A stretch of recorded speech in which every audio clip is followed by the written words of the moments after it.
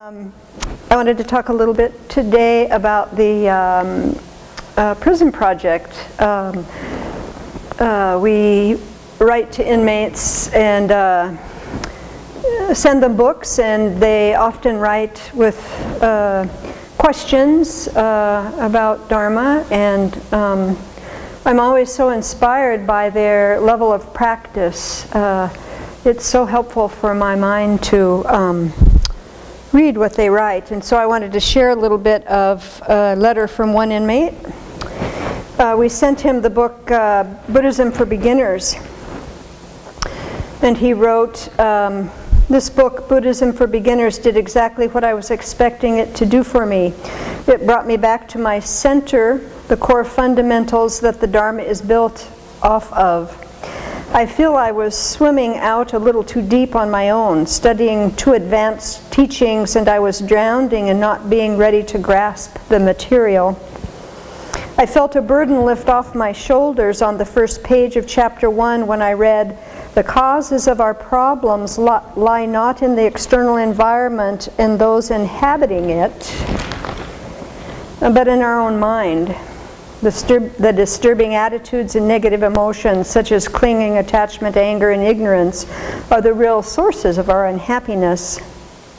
I've been having a tough time lately being surrounded by so many negative people. I have not been able to be very kind or warm to them, knowing that they are still hurting and taking advantage of people. Meditating on these two sentences made me realize that I equate being warm to someone as approving of their actions. It was a powerful realization, but it's going to take some work to be loving to everyone and not just the people who act like I want them to. It makes me realize what an ideal place prison is to practice the Dharma." Then he goes on to talk about he had some questions about meditation, which was quite interesting. Another issue that I am struggling with is in my current environment is daily meditation. Our prison Dharma group meets 6 times a month, and I am able to sit in silence during those sessions. But daily meditation is another story. I don't live in a cell. I live in an open dormitory-style unit with 99 other roommates. As you can imagine, the noise level is always quite high. Also, I live on the bottom bunk, and there is not enough room overhead to sit in meditation. So what I've been doing is laying on my back with my eyes closed and earplugs in and focusing on my breath. Do you have other advice for meditating in this type of environment?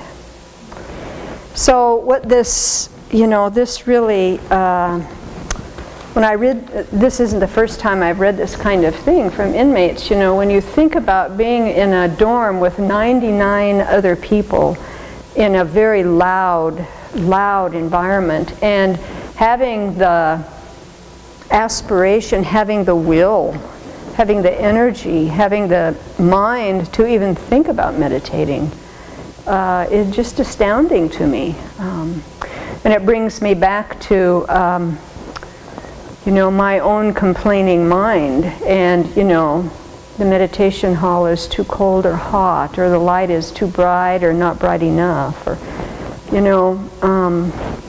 and so I often use these letters to kind of help me keep it real here for myself, to not get into this complaining mind. And there's a quote by the Dalai Lama that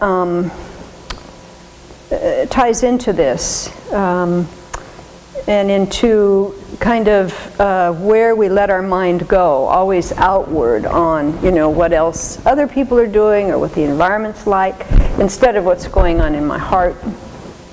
And he writes, "To be aware of a single shortcoming within oneself is more useful than to be aware of 1,000 in someone else. Rather than speaking badly about people and in ways that will produce friction and unrest in their lives, we should practice a purer perception of them. And when we speak of others, speak of their good qualities." And so this is so wise, to really keep bringing ourselves back to our own business, our own internal world. We keep going outward and looking at what's going on outside of us. At least I do.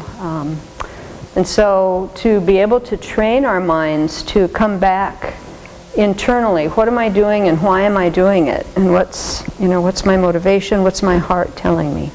That is where we can start developing some compassion for ourselves.